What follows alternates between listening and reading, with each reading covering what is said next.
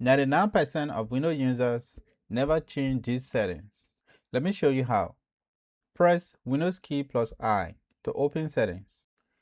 Go to Privacy and Security. Under Windows Permissions, click Recommendations and Offers.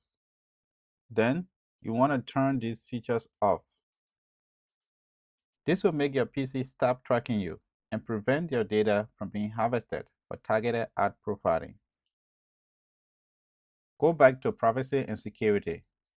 Go down and click Diagnostics and Feedback. Make sure to turn off Send Optional Diagnostic Data. This will stop your PC from sending data to Microsoft about you. Let's also protect what you tap. Go back to Privacy and Security. Click Inking and Tapping Personalization. Turn off Custom Inking and Tapping Dictionary. This prevents Windows from collecting your tapping and handwriting patterns. Now, let's prevent Windows from keeping a record of your activity. Go back to Privacy and Security. Click Search. Turn off Store My Search History on this device.